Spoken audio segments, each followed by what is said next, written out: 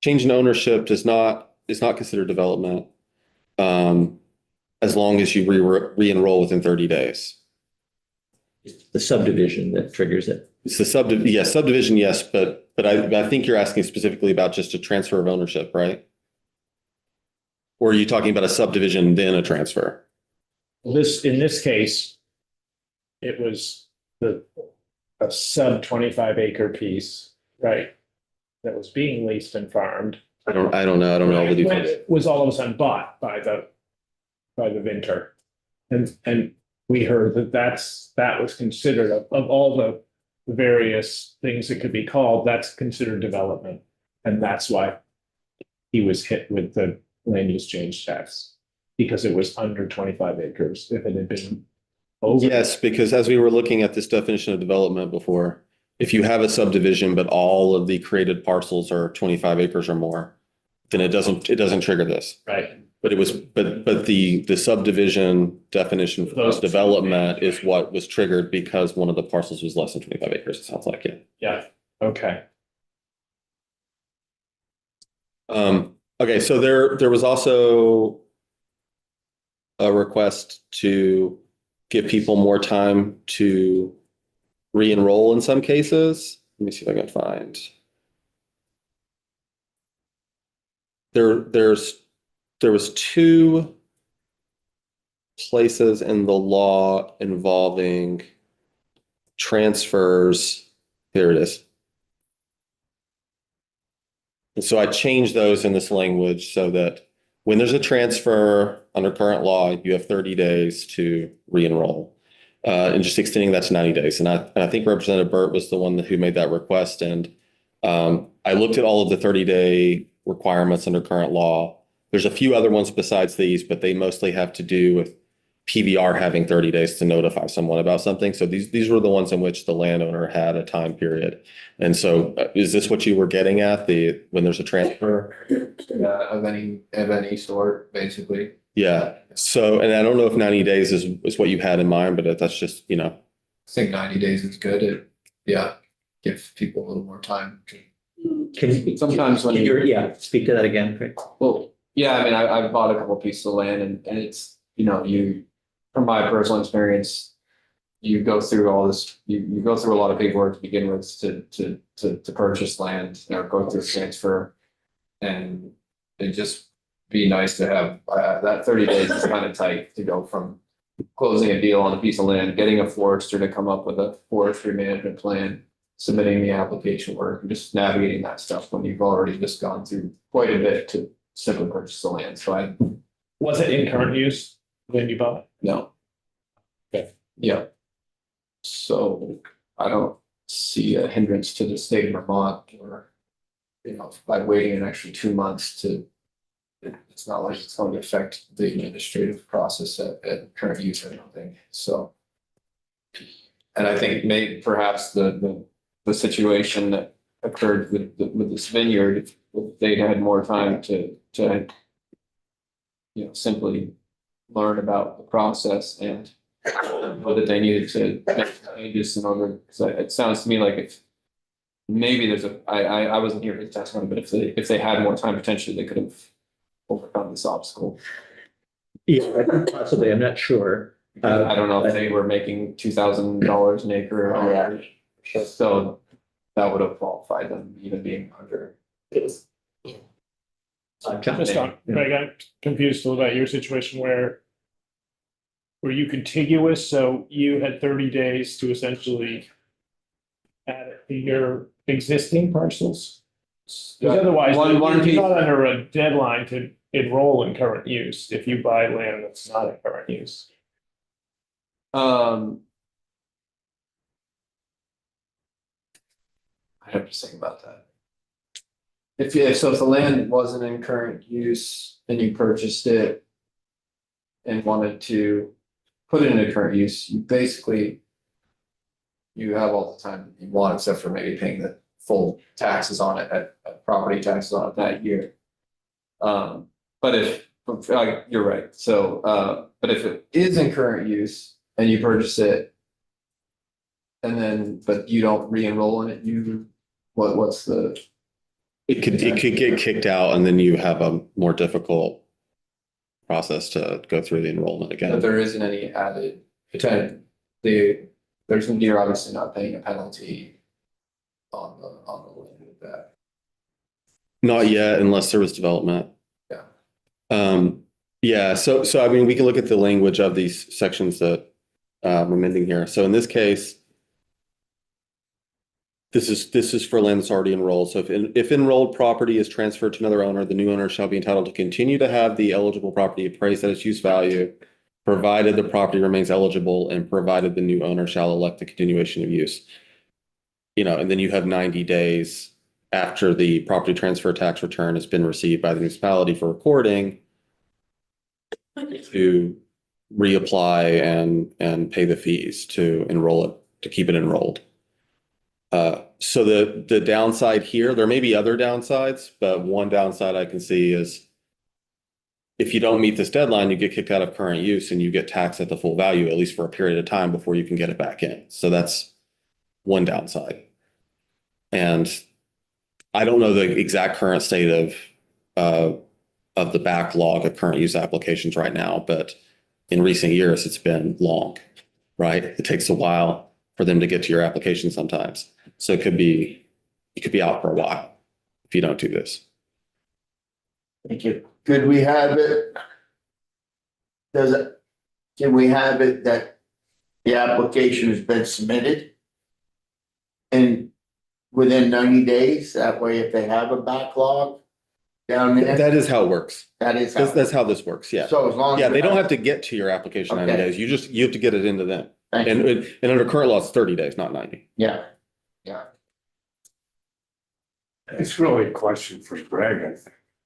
Was the parcel you were referring to was not in current use contiguous or abutting, or was it a?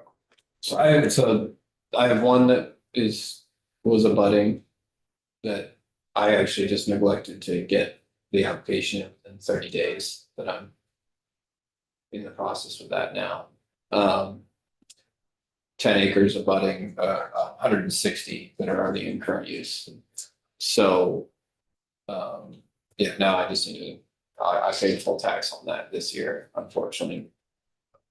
Made worse mistakes, but anyway, so that's one. And then I bought another piece like 3 years ago that was 107 acres that was not contiguous, was not enrolled in current use. That went through fine. Got that done in time, but It strikes me that it may be I'm all for this 90-day, because finding a licensed forester that can go out and, you know, cruise the land, come up with a management plan. It's hard to get any professional engineer or licensed person with a real shortage. So I think this serves landowners in current use. It's helpful. I'd say 60 or 90, somewhere in there, 60 days to 90 be. So interestingly, this brings up another point of going in the other direction. If you're adding to your current use land with, say, parcels less than 25 acres, does the land, that current use landowner have the choice to keep it in, its own parcel? Or does it have to be sort of consumed by the bigger parcel and it becomes part of that? I think I'm following your question. I'm not sure that it matters. Like, are you imagining that if you buy a parcel that's touching the land you already own, that's enrolled, whether basically like whether you can have two current use applications going? Yeah. Or whether they should be combined into one? Might just add it to Yeah. the bigger parcel. Yeah, I'd have to look into that. But I'm not sure that, it sounds like combining it, I can see it being convenient for the landowner. I can't imagine a scenario where they would want separate ones. Well, in current use, you can carve out any chunk you want out of it, anywhere. So you could elect to not enter. abutting piece, that entire thing in, or you can carve out an acre, 2 acres, wherever you think you might build a house in the future, you can keep whatever amount wherever you want out of current use if you like it, but it gets mapped. So, and then you pay full tax rate on that one chunk, whereas the rest is in current use. Does that help answer? I was just wondering if in situations, especially with this whole under 25 acre rule and ag, whether if you buy abutting land, it's the farmer who gets to decide essentially whether to keep, right, to add that piece to the existing current use property parcel or keep it its own standalone if they want. Yeah, I can try to look into that for you, but I'm not sure off the top of my head. Well, I think it sounds like we're okay with the 90 days. If somebody objects to that, we might hear from somebody, and then we can consider that later this week. And by the way, we are reaching out to Jill Remick again to have her come in and weigh in on some of the other things that have been suggested. So they'll have a chance to give feedback there. And there may be a reason that they feel like 90 is too long or that 30 is just right. We can hear that for sure. And then the other piece of it, I think it sounds like this captures and it's got safeguards built in, but addresses the situation that, or the generic situation anyway, of somebody subdividing the land, but the use being maintained. And we heard yesterday, we talked about this with Ryan Patch, and he said there is an argument for, there's a reason why subdivision triggers this right now, and it's because generally speaking, we would prefer not to have land subdivided. So there is this trade-off here. So I'm going to suggest then, thank you, Kirby, but while we still have you, that maybe we should pull up H134, and because we talked a lot about how we like the underlying structure, I think, but we have talked about making some changes, and then it'll make it easier if we have somebody else come in and testify that now we're looking at a marked up bill rather than the original bill.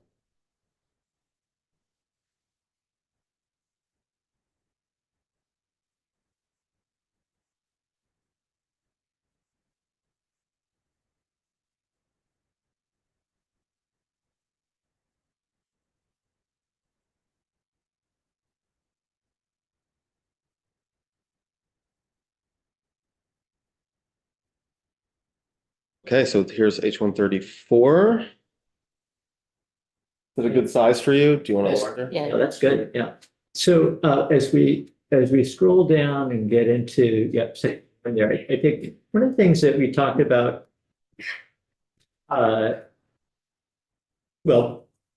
start with this. It's maybe not the first one that comes up in the bill, but we've talked about affordable housing. So maybe we want to jump to that section. And when we had the housing commissioner in yesterday, we asked, what's the definition of affordable housing in that 24 VSA, and he didn't have it at his fingertips. And I said, that's fine. We can ask Kirby. But also whether that is the language and the approach that we want to take. He also talked about 80% of median income for rental property and 120, I think, for owner occupied property. We also, then there was a conversation about, do we want to limit it just to that? Or are there other situations where that aren't necessarily spelled out in the version that we've got in front of us that would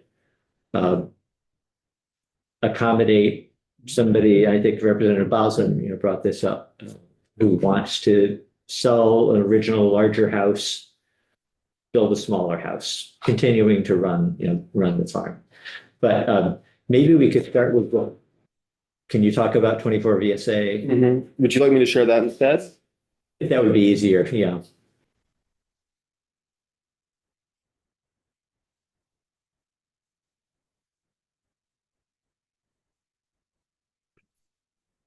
And let's look at what it means. So this is the reference definition of affordable housing. 4303 subdivision 1 in Title 24. So one category of affordable housing is owner occupied housing, for which the total annual cost of ownership, including principal, interest, taxes, insurance, condominium association fees, et cetera, does not exceed 30% of gross annual income of a household at 120% of the highest of the following. I don't work in housing a ton, but I think that this type of definition aligns with like HUD and what you think of as the traditional affordable housing, for aimed at lower income households a lot of the time. So does not exceed 30% of the gross annual income of a household at 120% of the highest of the following: county median income, standard metro statistical area median income, or statewide median income. So whatever is the highest one of those, you look at 120% of that as your definition for what's affordable. And then for rental housing, it has a similar definition. And that's it. Representative Boston? Yeah, I mean, I wonder, I feel like maybe that's not the right word and not the right definition. I mean, the truth is, what we're looking to do is to prevent luxury housing, or somebody building an Airbnb that's going to be for tourists. So I don't know how we can use language for that. I mean, maybe it would be, I don't know if we need to be really technical, like a single occupancy dwelling of not more than 1,500 square feet, or a multiple. I mean, maybe we should put numbers on it, but to me, like if you have the old farmhouse with the aging farmers in it, and they want to have one of the children move into a property with their 1-year-old kid, maybe one of them is a professional and one of them's going to work on the farm. The income numbers are kind of irrelevant. The point is we want to have housing for those folks to live there and help maintain the system. So I don't know what the right answer is, but I don't think the income is the only issue that we're looking at. Yeah. Is there a separate different definition for residential housing? Because yesterday he kind of said it'd be nice if you did create a new definition of housing. So there's affordable housing, then there's residential housing. Of course, then there's the McMansions, right? So by residential, do you mean where somebody lives as opposed to a second home, or as opposed to? Yeah, if someone lives and works, that's their house, that's their home. It's a primary residence. Primary residence, residential housing. Whether it's 1,100, 900, 1,200, 1,500 square feet or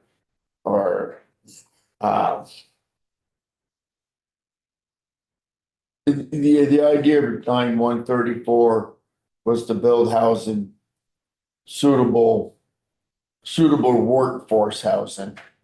But that would be creating a different definition. So we're trying to not do that, but maybe something like residential housing. And it could be duplexes and rental units, there's some nice ones of those.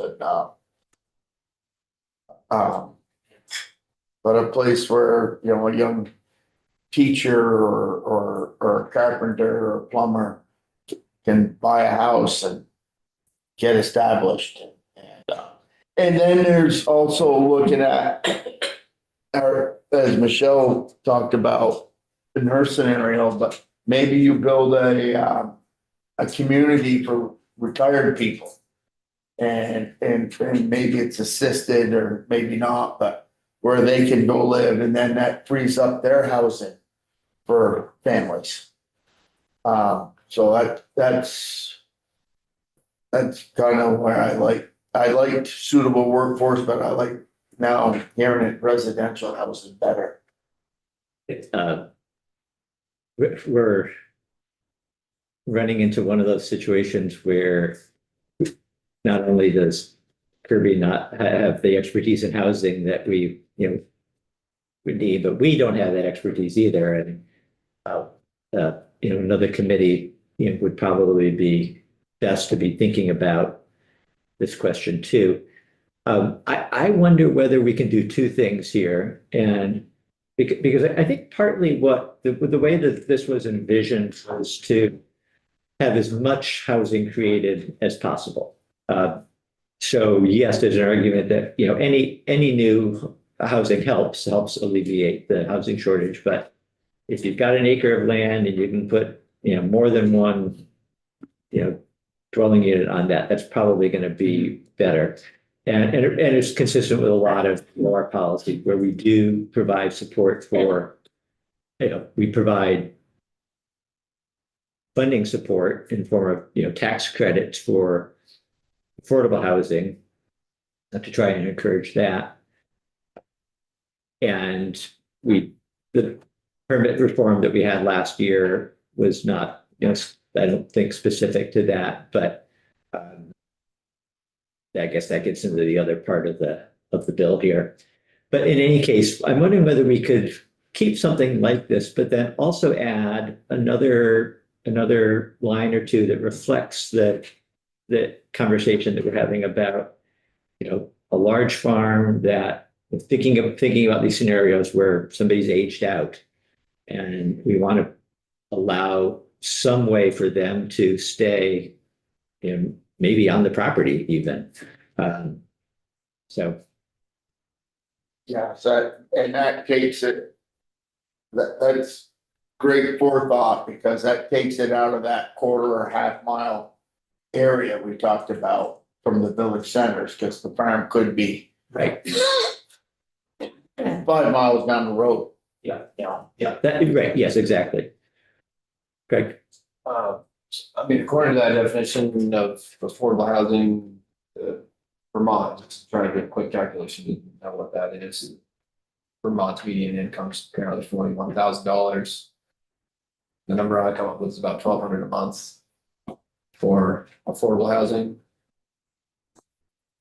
If it's, unless we're just building units that are rented at $1,200 a month, I don't know how you even define affordable housing if you're trying to sell a single home. Exactly. It would be impossible. Right now, I mean, And it would be, in general, you're talking about providing a tax exemption, right? yes. For a prospective use, something that's going to be done in the future. How would you know at the time that the exemption is claimed whether that housing or whatever gets built is going to actually meet that definition that you're trying to put there? So that is something to kind of wrestle with. It's something that the Department of Taxes will definitely have feedback about. Like, how can we? It would just puts them in a position where they can only audit it for compliance, really, like after the fact. It wouldn't be something that they could look at ahead of time. Yeah, and this came up earlier, and so this is another thing that I think we want to add some language in, is to change this so that the lien stays on until project is completed and it's certified as affordable under the definition. So that it isn't somebody then later on chasing them down and saying, oh, it's not being used this way. But I think that was the solution that was proposed maybe by the tax department.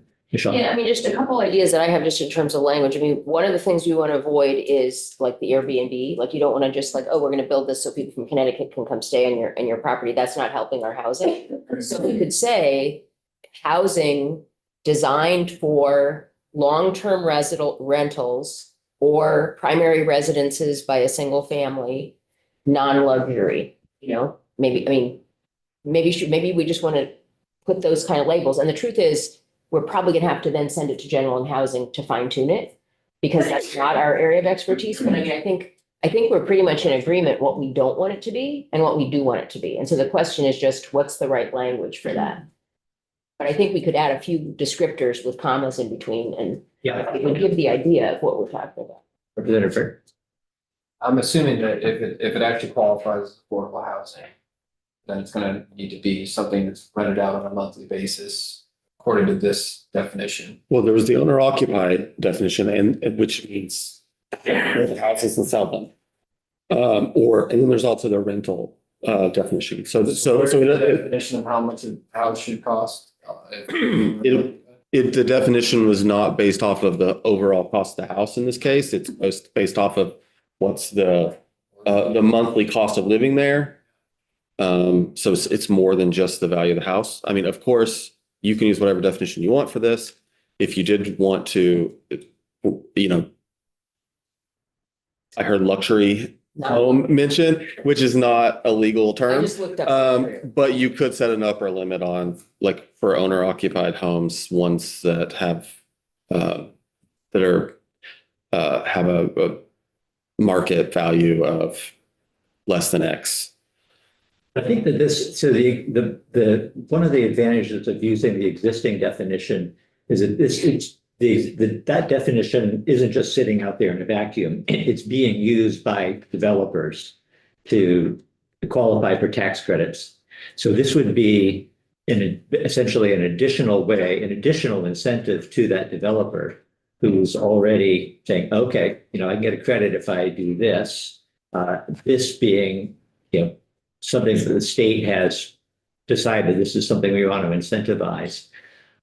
So this would provide, you know, an additional incentive by saying, yeah, we're going to also waive the land use change tax. So I think there is advantage in using this approach. But I think we can do more too. I think we could say this, and let's consider this, you know, other situation that we keep hearing about with, you know, farmers who are not within half mile or not within a tier 1A. How would we structure it a little bit differently for those situations? Where maybe, you know, we're not thinking about building affordable housing there. It's really just a place for that person to live, but totally nearby. I wanted, before we lose Kirby, we can, you know, continue this conversation, but I also wanted to have you, Kirby, pull up that the 3 mile piece, because I think we've all, you know, from the beginning, even the bill sponsor said, no, that's not really what we want to work with. And there seems to be, I think everyone who's come in has said, if we can work with the new in the works tier 1, that language from Act 121 of last year, and be consistent, that would make sense. So within, you know, a half mile rather than 3 miles. The 3 miles is. Are you asking, do you want me to draft an amendment for you? Yes, if you could, yes, what we're talking about here, I think, is amending this bill to do that, and then I think we want to also amend it to do what we were just talking about. To change the definition for affordable housing? Expand upon what would be covered. Leave this, but then give an alternative Yes. definition also? Yeah. I mean, I wonder about the half a mile thing. I mean, like, part of like what Richard was talking about. I mean, he's got hundreds of acres of dairy farm. And if he wanted to just pick out 1 or 2 spots, most of them probably aren't a half a mile from a city center, right? Is any of your dairy land part of it's close to a city center? Probably not, right?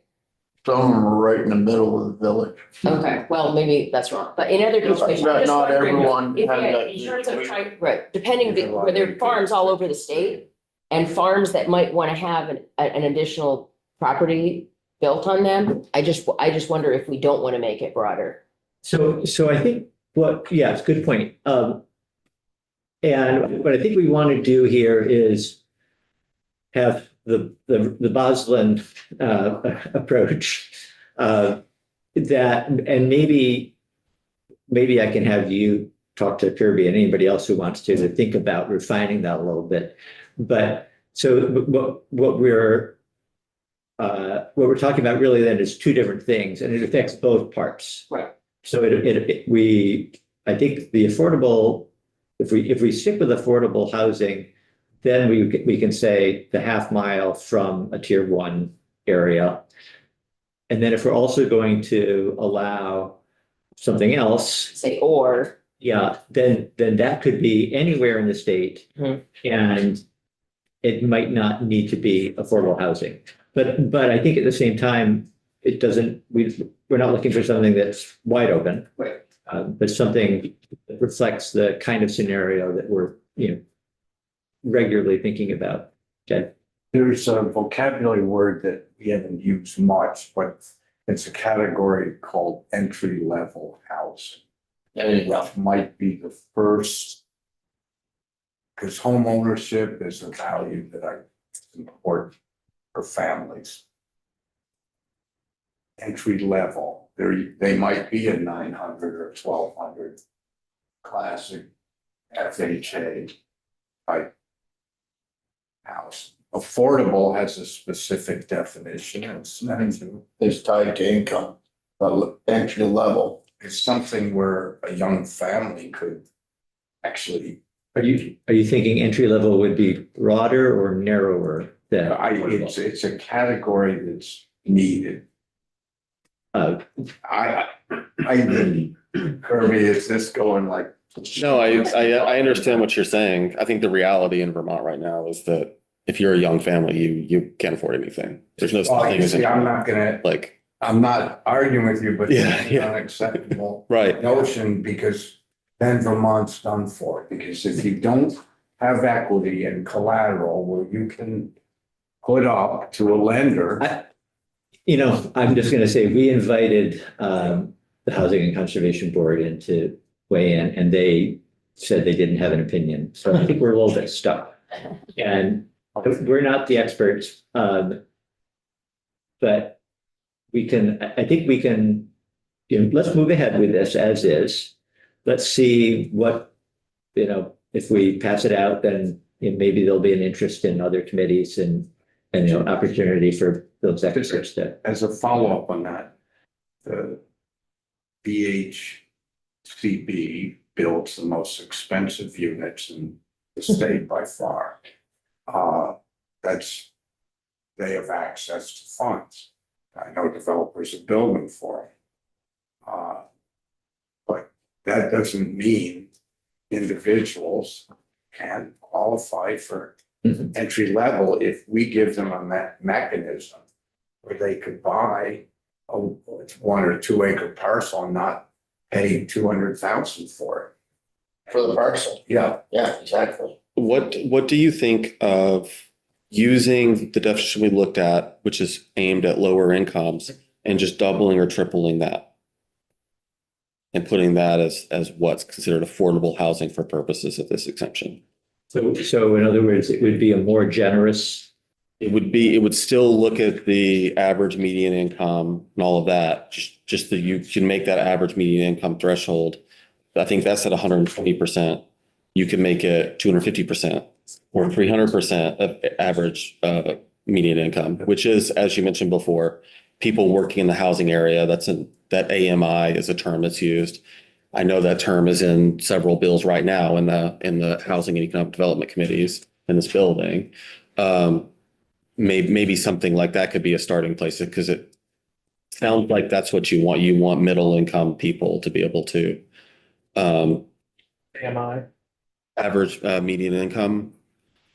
Okay, I think that's an idea, and I got 3 hands. I want to give everybody a chance, and then we need to cut right at 11 to the next topic, but go ahead, John. I think in this conversation, one thing we shouldn't forget is what Ryan was saying yesterday, in that, we're incentivizing housing here, but we're incentivizing also pulling, we don't want to go too far with pulling land out of ag to build houses there, when, like Greg was saying asking yesterday, I mean, there's land that's not in current use. And if there's ways to incentivize that land to be developed, it would be better in some ways to keep our ag land, and the whole grand bargain was that you get a tax break if you keep this ag land. Yeah. And now we're saying, if you want to pull it out to build houses, Yeah. that's fine with us. So Yeah, so you're saying there's already land that's not in current use that we could somehow incentivize Yeah. AMI building on too. Yeah. Yeah. all right, different topic. Okay. I was just wondering, in terms of that idea of like tripling the affordability income level, like how would that work? Like, let's say you have somebody who is retired and they have some savings. and they want to move into that place, but they have savings, right? So I think that is counted, and then you would then like an older couple who actually had savings, even if they had a monthly income that was relatively low, they might not be eligible. Again, this isn't my area, Yeah. but when this is applied, I don't think you would look at the individual buyer or anything like that. I think that they would just look at what was built, Yeah, what the cost of living there is, yeah. and whether a person with, say, 300% of AMI in Vermont could afford Because that. like I know a woman who was a That's all. retired teacher who wasn't eligible to move in affordable apartments because she had retirement savings. And she was modest. She was living in a 2-bedroom apartment and she had to change apartments and she couldn't apply to things that were affordable because she had savings because she was 70 years old and she'd been nestling some away over the years. So, I mean, I guess my thought is, And I think, sorry, well, just, is it possible? I mean, do you not like the idea of doing or like giving Yeah. another possibility? I mean, I think raising the income level, I'm okay with that, but I just wonder if we maybe want to name that a little bit more clearly too. Yeah, I mean, I'm happy to draft however you want. I think I would need a little bit more direction about an alternative definition than what I've heard, because I'm still a little fuzzy about what you want Yeah. for that. Yeah. But if someone would like to reach out and work on that, Yeah. then I could Yeah. work on that for the amendment for you. yeah, and I think we want to just also bear in mind that what we're doing here may not necessarily on its own be enough to change everybody's mind. We're talking about removing the land use change tax, nothing else, right? There's a lot of other consideration, but if we're pairing it with something else that's, already there, then that might be the sum being greater than the parts. So yeah, I mean, I'm feeling like we're treading into areas that were just not our expertise, and we could take testimony for the rest of the year and maybe we'd be there, but anyway, yeah, so we'll have you work on some language. Okay. And I have the half mile of a tier 1 area. Yeah. Alternative definition for affordable housing. Were there any other things you want to? yes, and I'm gonna ask Michelle to connect with you about, yeah. Okay. Bearing in mind, I think, John put it well, that getting back to the fact that we don't want to just be blowing things. And even wide open. at 10,000 acres within the village center areas is sort of alarming that we're incentivizing building on that. Yeah. Sorry, I'm talking too much today, but. No, you're not. Go Would ahead.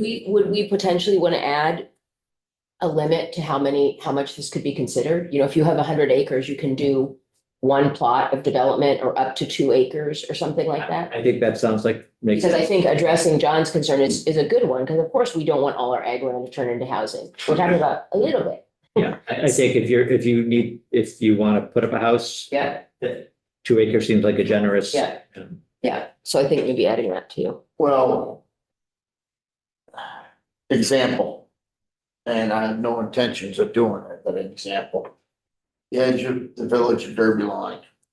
Houses come out, street ends up here, and it's a pasture that we don't necessarily use, that runs down and ties right back into Route 5. So you could come off the upper street with a road, right down through and tie right back into Route 5.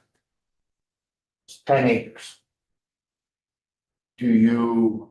Is something like that, and then you Is it in continue current use? with that? Is it in current use? Yes, it is, but you're allowing that Louis Street, which were ranch homes.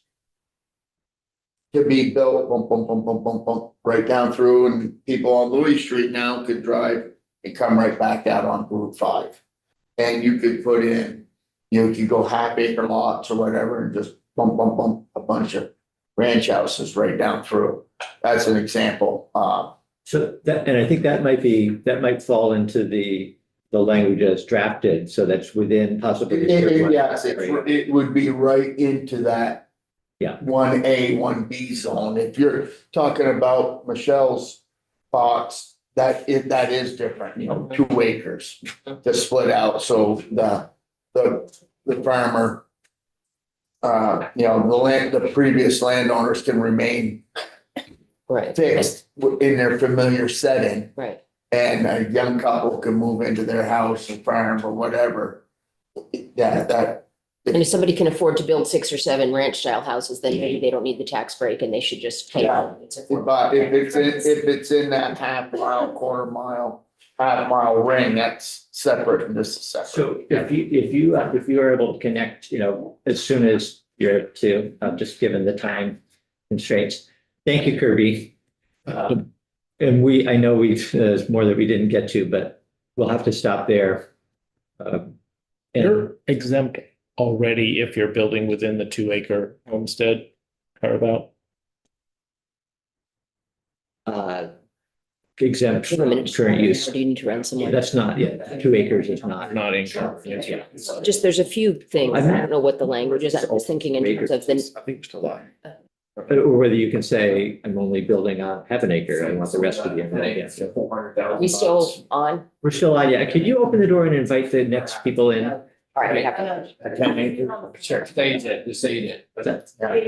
Somebody Yeah. wrote, Okay, let's have her come. say it's 1/4 acre lots, which is kind of smallest, Mhm. but 40 houses on it. Make sure. Terrible, All yeah. of us- $1,200 to the common house being built and paying the full penalty.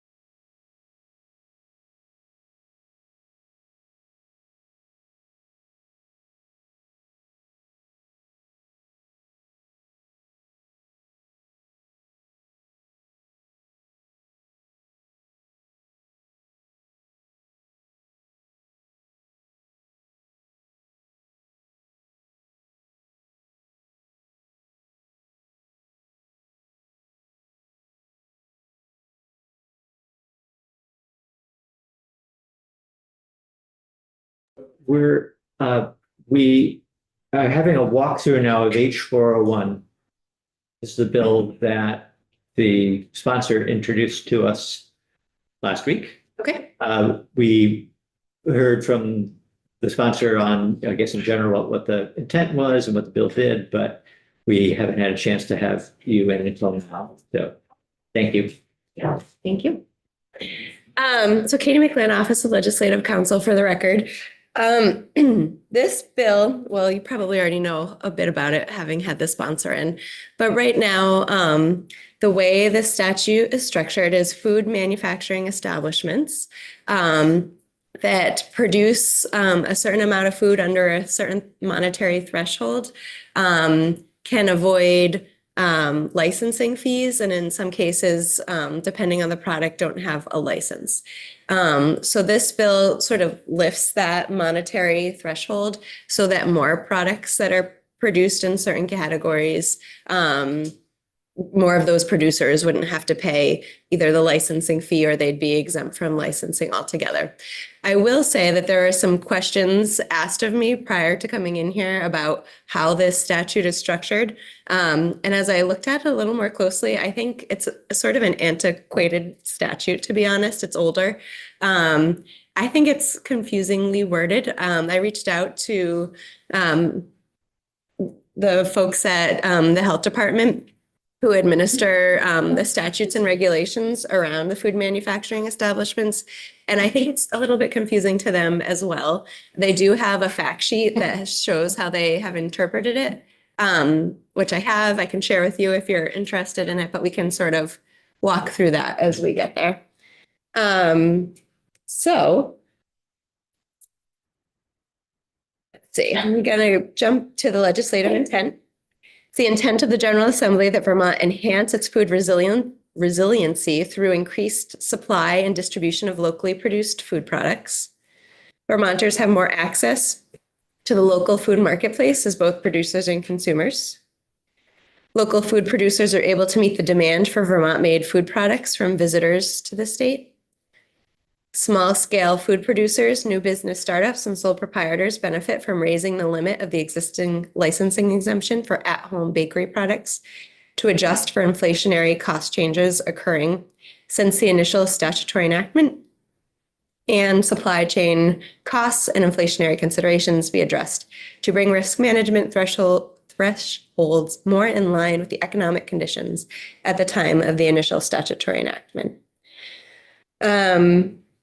So section 2, this is where we lay out the fees for all different categories of food manufacturing establishments. It's actually much broader than that. It does lodging establishments. It does lots of types of entities that the health department regulates. So when you see these little stars, you know that language is omitted that we're not amending. So existing statutory language normally would fit in this space that we're not showing. So for a food manufacturing establishment, this is the list of fees. Right now, you'll see that there's A, which is non-bakeries, and B, that is bakeries. And they're treated separately. So right now, for gross receipts under $10,000 or less, they're exempt pursuant to section 4358. Meaning here, there is no fee for them, and the health department has interpreted this to mean that they don't need a license. They're exempt from 4358. What this bill is proposing to do is to lift that cap to 30,000, from 10,000 to 30,000. So that's what that changes here. And I will say that this number, this 50,000, should have also been changed to 30,000. That was a mistake on my part. So the idea is that above 30,000, there is a fee of $275. Below 30,000, no fee. So that is what the proposal is. So it's eliminating a tier essentially. It's increasing that threshold, but then also going to one tier of Yes. rather than two tiers. Exactly. So right now there's sort of this like middle of the road category between 10,000 and 50,000 of 175. What this would instead do is we would be striking the 50,000, making it 30,000. So two tiers: below, no fee; above, a fee. I mean, those are policy choices. You could keep an interim level if you would like to, but that is what was proposed. And then for bakeries, we're similarly specifying that the threshold is at 30,000. So right now it says a home bakery pays $100, a small commercial bakery pays a $200 fee, a large commercial pays a $350 fee. So what this does is it's saying all of these categories still exist, but they're only paying a fee if their gross receipts for the year are over 30,000. Otherwise, they're not paying a fee. And then there's specific language saying that if you're under 30,000 or less, you're exempt pursuant to 4358, which we're going to look at, meaning no license. Okay, Yes. just on the bakery section here, so home bakery, the existing language, home bakery, $100, Mhm. small commercial, 200. Those, and then large commercial, so those three terms are not defined. I would have to look. I don't Okay. know that off the top of my head. Okay. But in any case now, we're saying if you have a home bakery over $30,000, that's what you're paying. Mhm. If you have a small commercial with receipts over $30,000, you're paying that. Okay.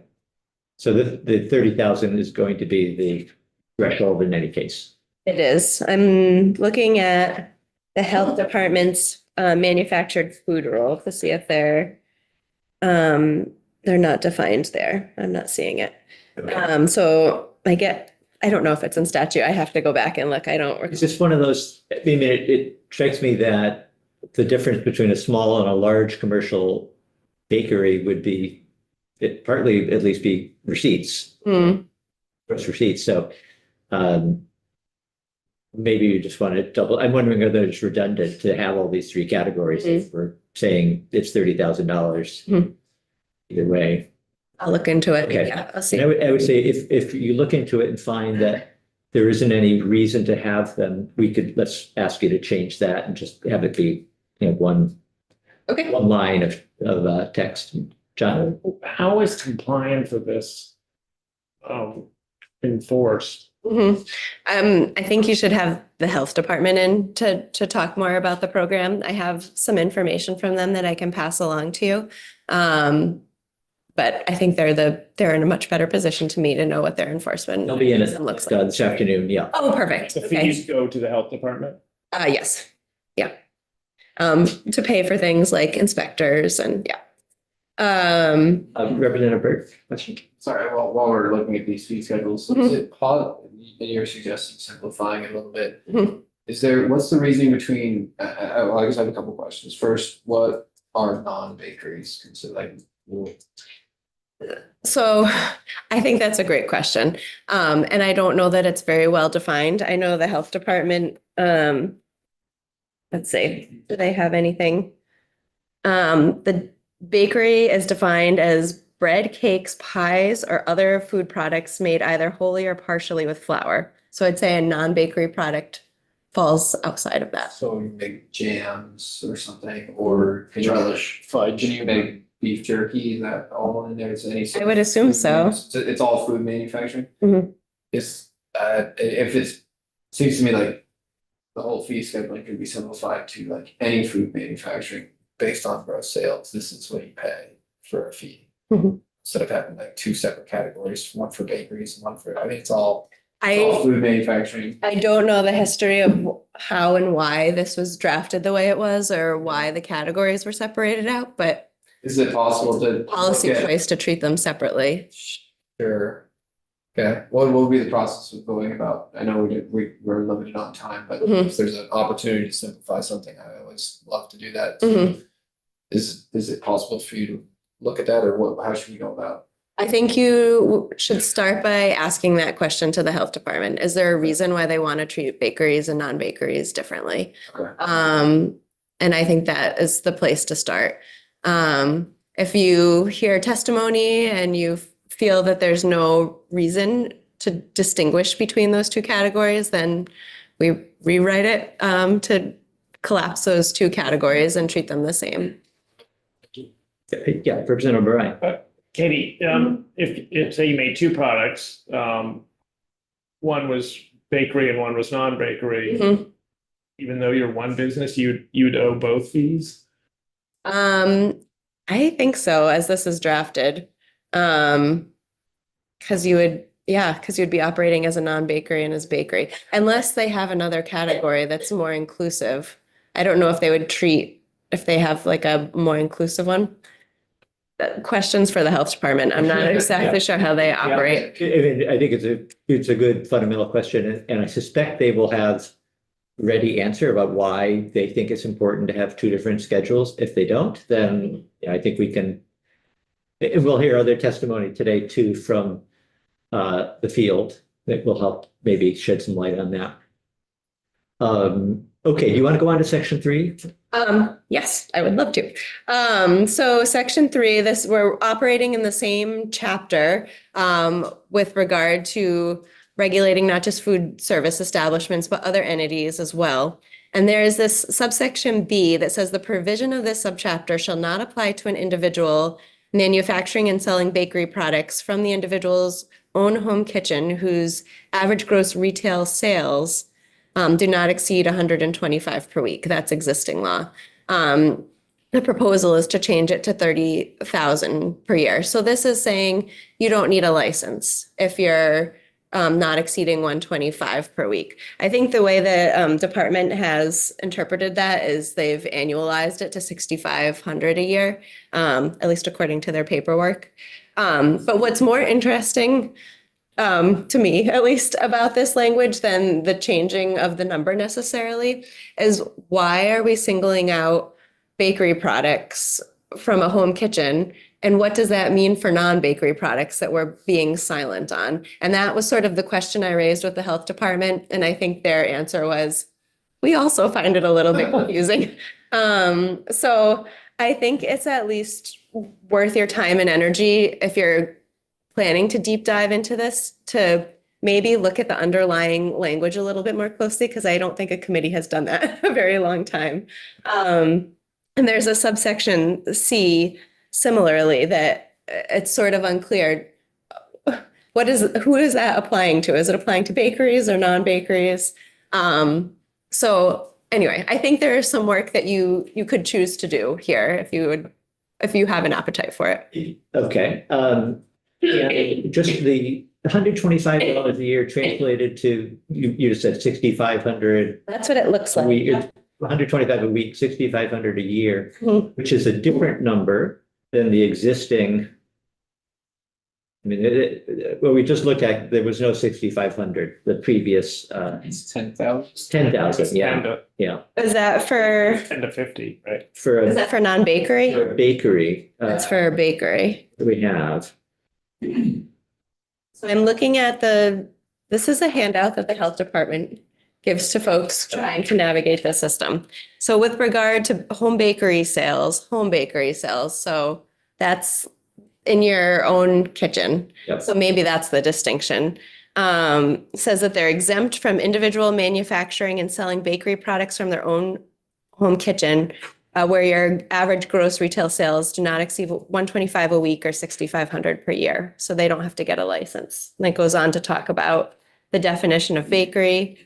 And then under food manufacturing establishment with an annual sale of less than 10,000, provides, so 4353 that we looked at provides a licensing exception for non-bakery food manufacturing establishments that provide for food or resale that have a gross retail sale less than 10,000. So if an entity feels that they qualify for an exemption, they still have to reach out to the health department and tell the health department, I think I qualify for an exemption. So the health department still knows that they're a food manufacturing establishment operating in the state, even though they're not paying a fee and getting a license. I saw Representative Nelson had hand up. I will just say, Katie, that I think our hope is that our intention Mhm. is to have you mark this up sometime between now and Friday, and we will vote it out. Okay. So we will do the legwork and talk to the health department this afternoon. Okay. And I think, we can remove any inconsistencies. If there are unnecessary redundancies, we can pull that out too. Okay. In terms of looking at the underlying statute and doing, Yeah. a deep dive and trying to correct whatever other problems haven't surfaced yet, I don't know that, reasonably, if we have time to do all that, but the Mhm. bill will go to Ways and Means.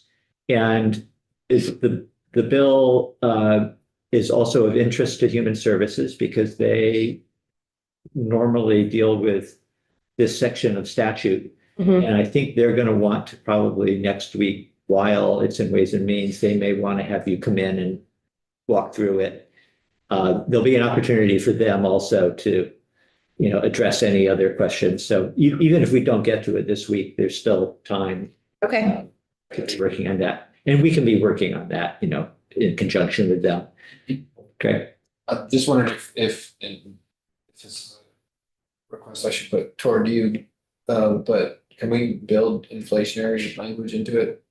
To have that to maybe 30,000 or whatever brackets are there, so If- we're not coming back in 10 years and having to rewrite the bill again. If you did that, I would recommend that you're looking at the full section. Remember, I said there are those stars with omitted language because there are other, I think you would want language that applies throughout and not just to food manufacturing establishments. Otherwise, you're, I don't know. I think the consistency would probably be beneficial.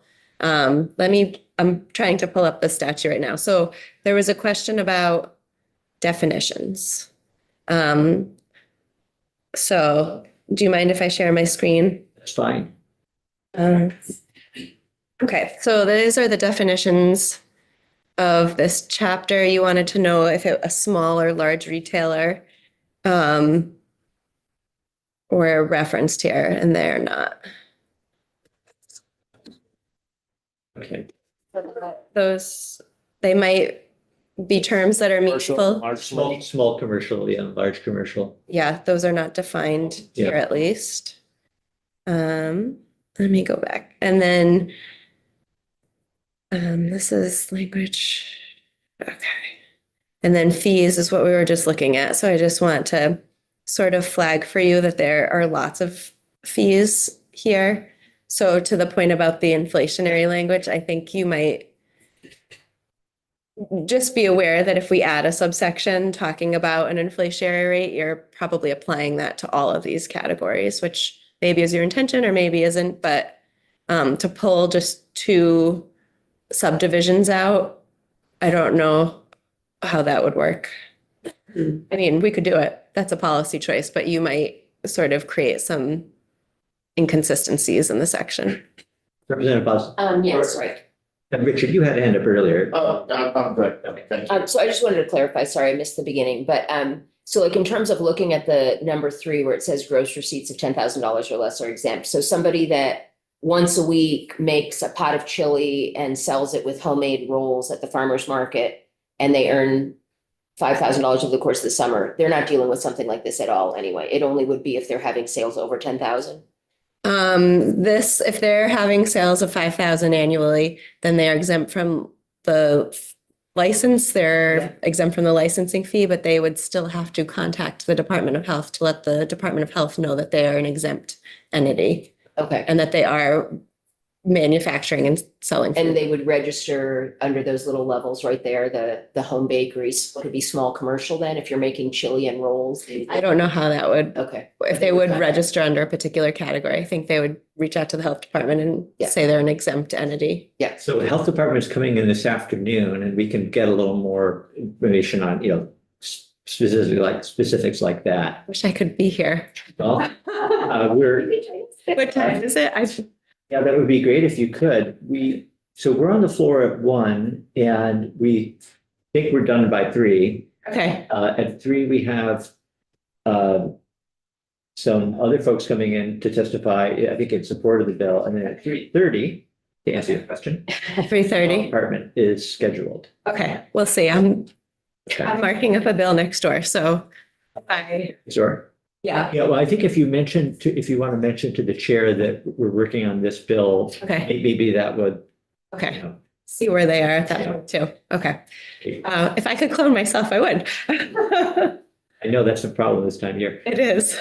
Was there anything else? Did we get to the end? We get to the end of the bill, yeah. So it sounds like you're maybe making more limited decisions about the fee structure right now, but I think, if there is more time and appetite to spend after crossover on maybe fine tuning some of the language, I think there's a little bit of confusion both with the department and my read through of how exactly it applies.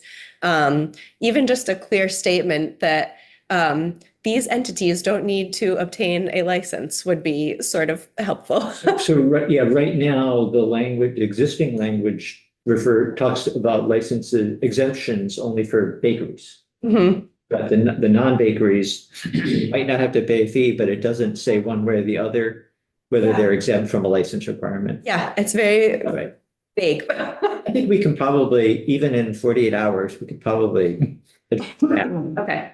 If you're able. Edible, yes. Yeah, okay. All right, good, thank you. You're welcome.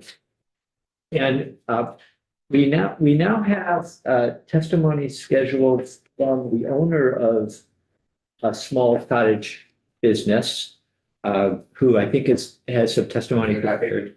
And Peter, if you would like to come up. Good morning. Good morning. Uh, I apologize for not having my tie done properly. It seems the last time I put on a button-down shirt, my neck has gotten fat. Apologize. So you just had a chance to hear the testimony from our legislative council who drafted the bill. And we had some questions and observations, and we will have the health department in later. But my understanding is that you have a business, and you can tell us about the business. It's not a huge business, so maybe it would be affected by these numbers, these Absolutely. 10,000 numbers. Yeah. So I'm going to leave it to you to All right. talk about that, but start, if you would, just by introducing yourself and. And I'm not a public speaker, so pardon me for going on script most of the time. I'm a partner in Hoppy Valley Farm in Pownell. There's 4 of us, one in his 60s, 2 in our 70s, and 1 in his 80s. Just say your name for the Oh, record. Peter Hopkins, I'm sorry. Yeah, thank you. And we believe ours is the longest standing hop farm in Vermont. We've been at this since 2012. Hop as in hop for beer. Hops for beers. Exactly. We traveled all over Vermont and nearby Massachusetts in search of what we call lost hops, left over from 18th and 19th century hop farms. And we've also located America's first hop, which was discovered by settlers in 1762. We have uprooted those, transferred them, planted them in our farm, and now they're our proprietary hops that we blend and sell to small brewers. Though far from a hobby, this is not a terrifically profitable business. We recognized this early on, so created our food business to help support the farm. So we're not farm to table, we're table to farm. I was unaware of the license exempt food law till several years ago when I received an email from our regional health officer who was checking up on vendors at farmers markets in the area. And we've been operating under that exemption since that time. So I'm going to go off script here just a little bit. Since 2011, with the passage of the Food Safety Modernization Act, we've seen an amazing increase in the amount of regulation and industrialization of our food supply. I'll pass this around. It's around, please. This is ingredient label from a product that I've been developing here for a few weeks. It's a basically Chex Mix. Chex Mix. Everybody knows what this stuff is. It's peanuts, pretzels, Cheerios, corn Chex, rice Chex, tortilla chips, Worcestershire sauce, salt, and spices. But because of federal and state regulations, this is what my ingredient label now has to look like. It's in, I think, 6-point type. And I would dare anyone, including a health scientist or food scientist, to understand what these things are. And certainly, no consumer looking at this in a farmer's market or a supermarket or anywhere would be able to understand why vitamin A, almond beta, whatever is there. I understand about allergens. That's going to be there. This is the healthiest snack mix you'll ever find. It's gluten-free, soy-free, dairy-free, and tastes good. Yes, sir. No red dye number 3 in it. Not that I'm aware of. I will go back and check that, however, yeah. Yeah, because I know that's going to be.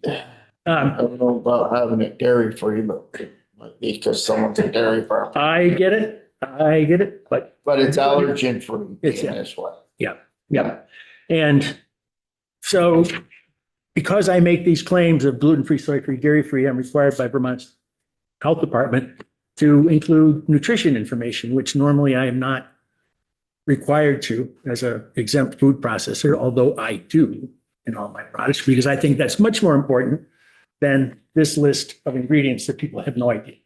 But to tell people, how much salt they're getting and how much saturated fat and all this other stuff, that's more important to me. Anyway, that's a result of all this regulation and industrialization. And then, of course, you see at the bottom, this is the newest one, made in a home kitchen not inspected by the Vermont Department of Health. That rule was instituted in August 1st of this past year. And here's another one. This is my, bust them in half here. Ingredient label for horseradish. And I'll pass this around so you can see it in situ. And look at what is evidently most important to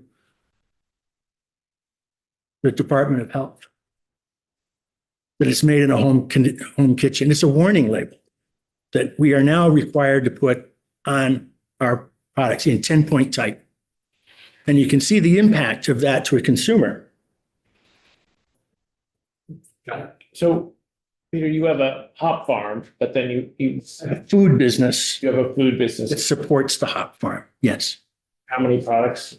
Pardon me? How many products approximately? 6. Okay. Every now and then somebody wants something, we'll say, oh, sure, fine, we'll make that for you.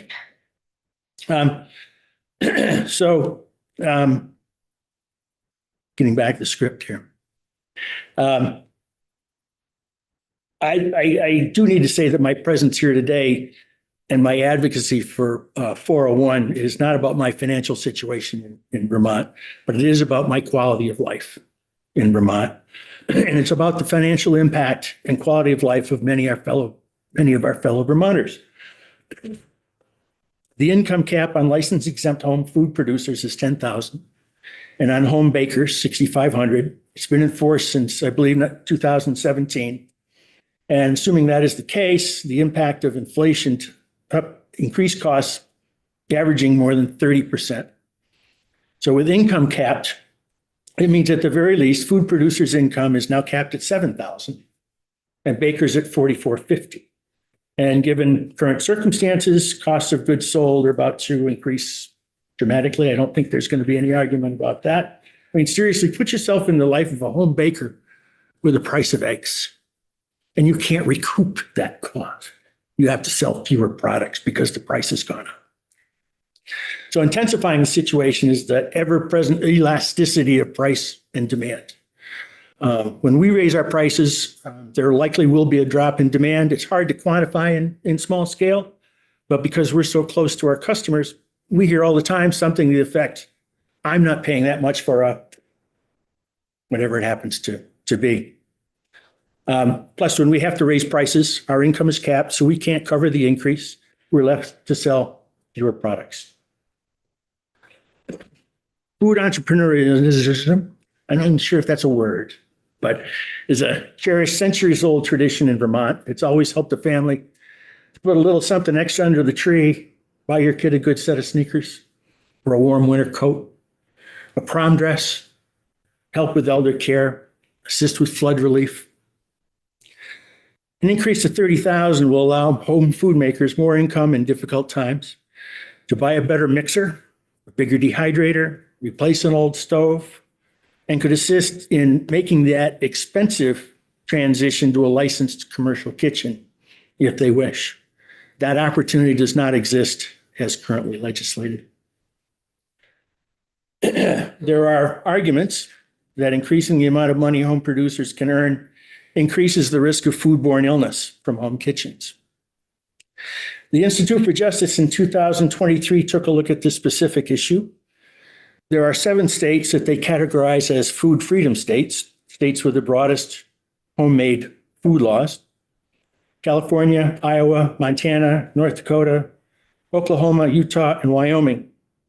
They contacted these states' health departments and requested data on the number of complaints and confirmed cases of foodborne illness that could be traced to a food product sold under states' homemade food laws. Each of these states' homemade food laws allow the sale of not just shelf-stable foods like bread, cakes, and jams, but also perishable foods like meals, tamales, pizza, chicken sandwich, and various cultural street foods. The results showed that not a single state has found a foodborne illness to be caused by food sold under their homemade food law in the last 10 years. I contacted the Vermont Department of Health asking the same question. Since I received no response, it's safe to assume that there have been no reports of foodborne illness from products made in a home kitchen over the last 10 years.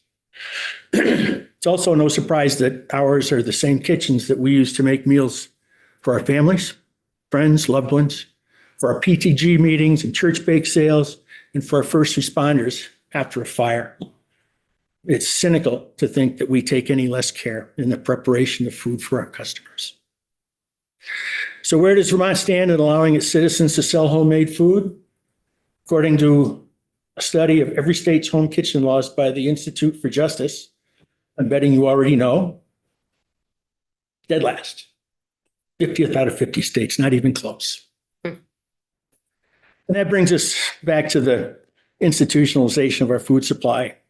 You know, as inflation and regulation continue to eat away at our ability to sell and buy local food, we become more reliant on ever fewer and even larger food producers. Every single day, there are notices from the FDA about food recalls nationwide, threatening the health of millions of Americans. Millions of pounds of food are imported for sale from overseas in Vermont, some from our economic and political adversaries. It's no great surprise when you take a look at ships stacked with hundreds of trailers filled with food that only between 1% and 2% of these foods and their production facilities are inspected by American authorities. My guess is that soon that percentage will drop significantly as well. But Vermont food entrepreneurs have their income capped and are required to print warning labels in 10-point type about potential hazards of the foods we prepare based on no substantiated or articulated risk. I just left Key West to be here today, and while visiting their artisans market, I checked to see what the home kitchen limit is in Florida. Anybody want to guess? $250,000. Now, I can't make that much. And I do not propose anything close to that. I'm merely seeking to elevate the quality of life of many of our fellow Vermonters. Thank you. Thank you. Representative Nelson, question. So I'm sure you're advocating for the $30,000 threshold before you have to pay to have a license and whatnot. And a commercial kitchen. If you go over 30, you have to have a commercial kitchen. Yes. I didn't know that. All right. That's the only way you can get a license. That's part of the, that's part of what goes along with being licensed is having a commercial kitchen.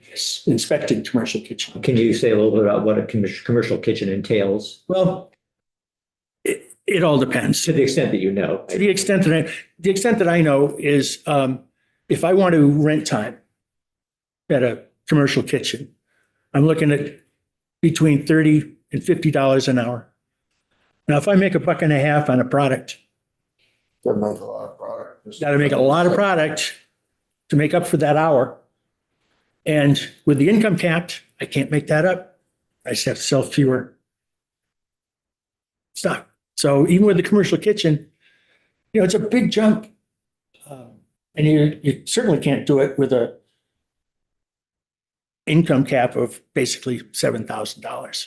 Oh, You don't have a bakery. No, So you don't fall into the bakery statute. It's No, they're separate and they require separate exemptions from the Department of Health.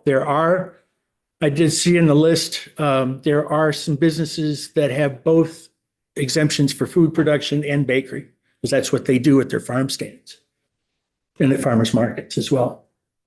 So then they could have $20,000 instead of 10,000 if they had to, or it's whatever the numbers are, they would have those two would add up then. They could make gross up to $10,000 for their jams and jellies and dips, and up to $6,500 for their bakery items.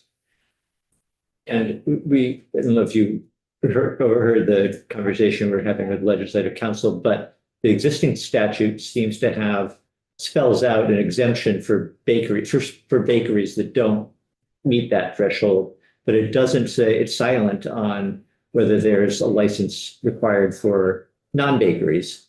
But you've been out in the field, you have. Well, it is there. It is there I don't have it in front of me, but it's well spelled out in information from the Department of Health.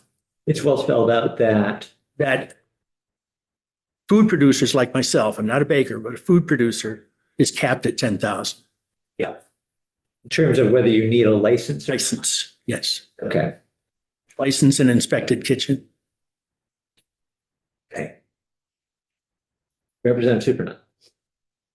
I just want to say, first of all, I am very supportive of the bill and I'm a co-sponsor of the bill. And also there's a section of the bill, a fairly large section of the bill that says that this is really for the purpose of increasing Vermont food resiliency and local food resiliency and Vermont made products. And as I'm looking at some of the ingredients that are listed in these products, and you had previously mentioned the reliance on industrial agriculture. These are fairly they are fairly industrialized products that do not center Vermont agriculture and don't really center Vermont products. So I'm just curious if you have a rough idea of the percentage of Vermont farms or Vermont made and grown products that you do kind of support, because I think the other part of this bill that is important to recognize is if we want local food resiliency, then probably we should be sourcing locally as well.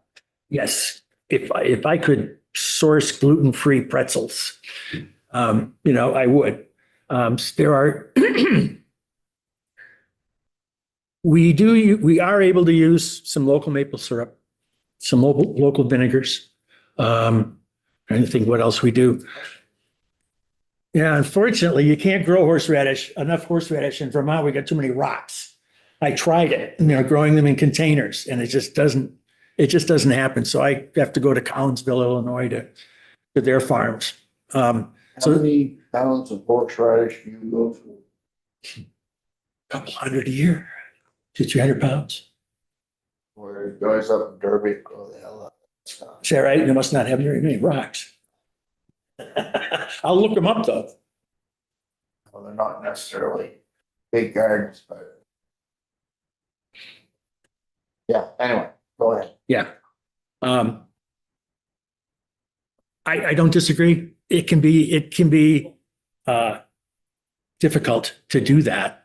Your products then that you make are reliant upon what's available to you at what price. If I made apple pies, I sure as heck would be buying local apples, and I'd make sure I use King Arthur flour, things like that. But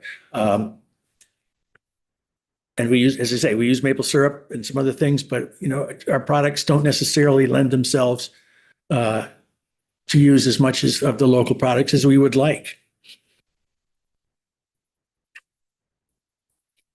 Representative O'Brien. So the real purpose of this bill is to push that cliff off, because if you could just describe, what happens between the home baker or once you get to that gross receipts, and then you have to make that decision between I have to go totally commercial or just stop, or cap myself at a.